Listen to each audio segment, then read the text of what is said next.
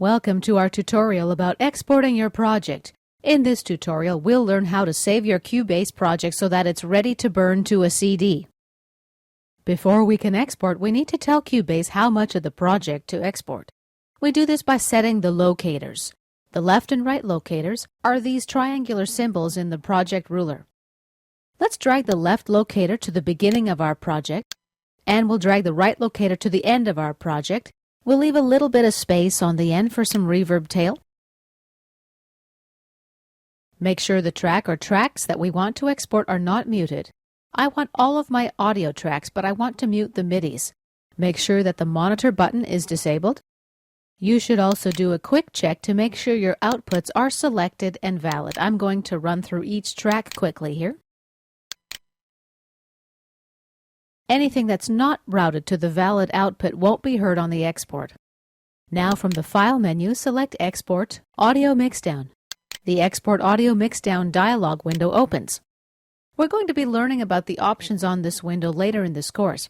In this tutorial, we'll just adjust the basic parameters to make sure your project can play on a CD. First of all, let's give our file a meaningful name that we'll remember easily later. Click in the File Name field and just type in the name. The path is where we want to save the file on the computer. Use the Choose button to navigate to the folder where we want to store the file. If we check Use Project Audio Folder, we'll save the file to our current project's audio folder. This is a good place to keep it so that it doesn't become lost and so that we can easily import it into the project if we need to. Let's talk about file format. Most CD burning programs need a standard WAV file. We do have a few options here, but for our purposes, let's stick with the WAV. Back to sample rate. The sample rate for CDs is 44.1 kHz. The bit depth for a CD is 16. Let's choose our output.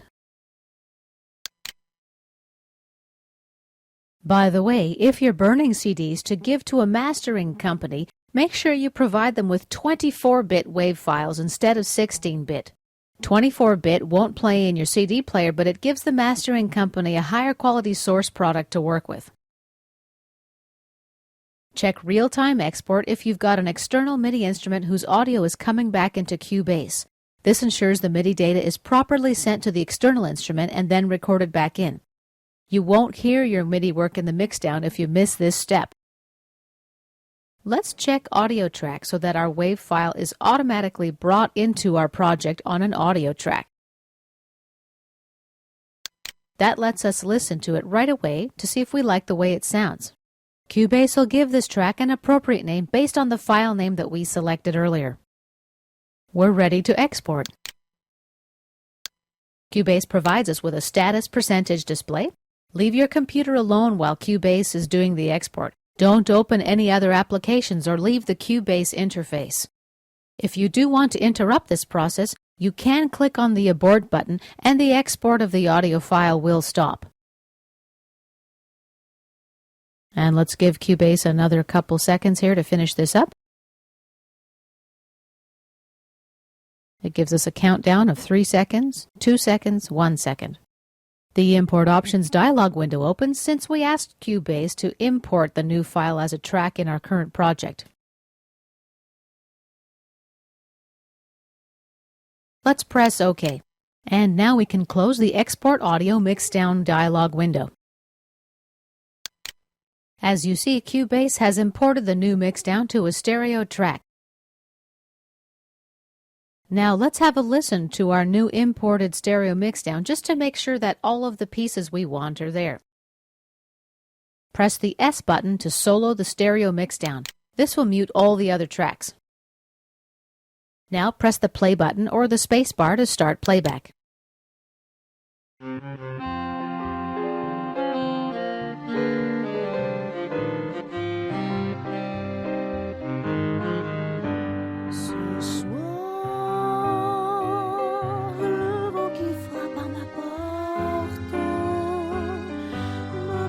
My strings are still too loud. I should have had a last listen before the export.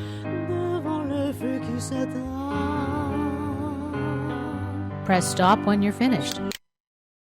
I'm going to have to remix that one.